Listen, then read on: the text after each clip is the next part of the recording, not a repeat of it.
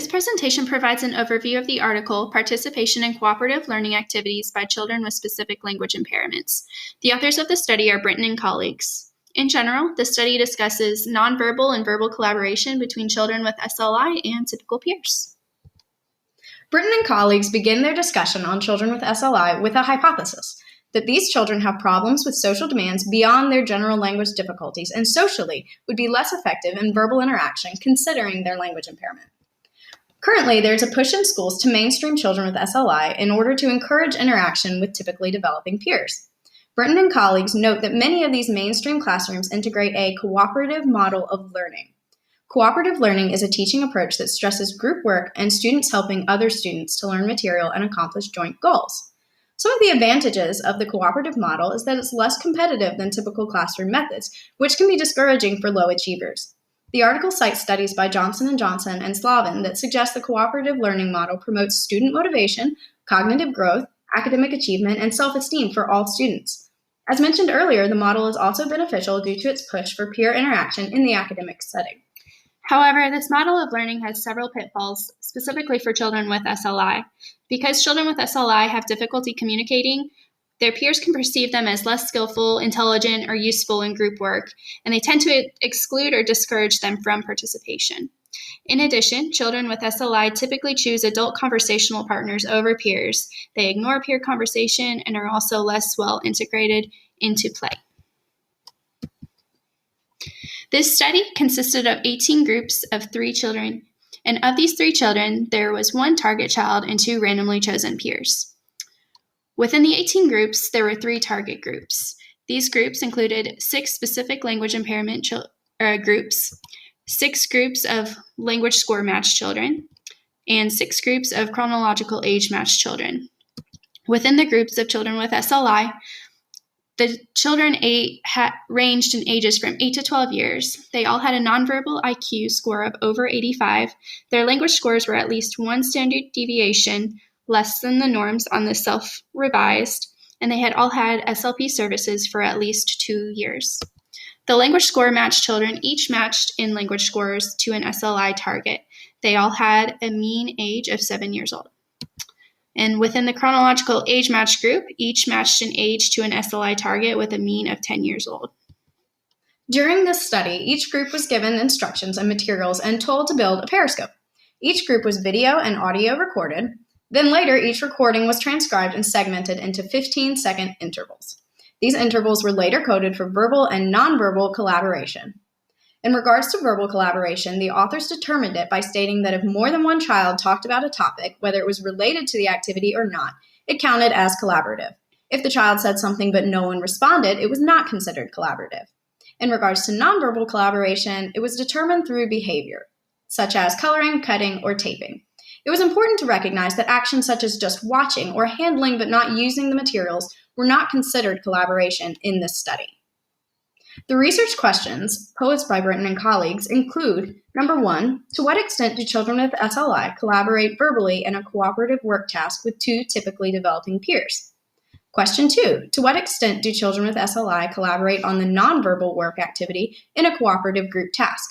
And question 3, what individual patterns of interaction are displayed by children with SLI as they work in a cooperative task? The results for the first research question measured participation in verbal collaboration. In order to examine the multiple groups involved in the study, Brinton and colleagues used a one-way ANOVA to analyze and represent the data.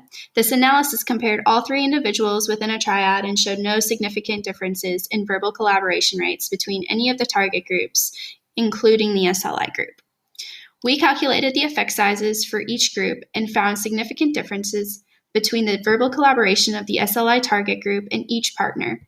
As you can see, the effect sizes between the child with SLI and partner 1 were 0.953, and the effect size between the target and partner 2 included 0.835, both significant differences.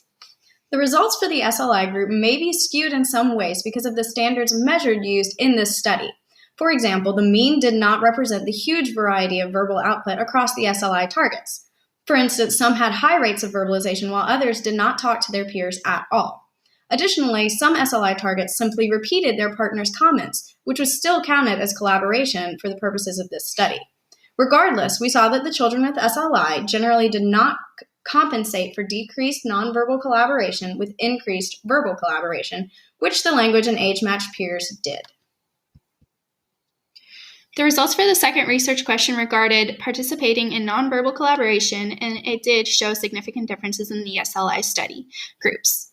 The children with SLI were consistently less involved in building than their partners, as shown through both the ANOVA conducted in the study and the effect sizes we calculated.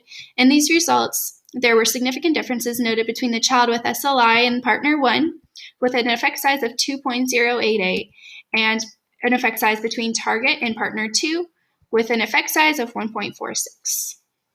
We noted that there was no significant differences between children in the age-matched or language-matched groups and their partners, and it's also noteworthy to find that 3 out of 6 of the children with SLI never collaborated nonverbally at all with their partners, and the children with SLI watched others' activities during 26% of the intervals, compared with only 3% and 8% in their respective partners. The third research question included individual patterns of interaction. Results of this showed that interactions varied across SLI groups, but most involved partial or total exclusion of the child with SLI. SLI 2 performed the best out of all. She did not talk much, but she did compensate by working steadily on the periscope. SLI 3 did not work as much as her partners, but verbally collaborated as much as her partners. However, this included her persistently repeating the partner's comments. SLI 4 verbally told her group that she did not want to participate, and SLI 1, 5, and 6 never collaborated with their groups on the periscopes and had a common factor of exclusion by their partners.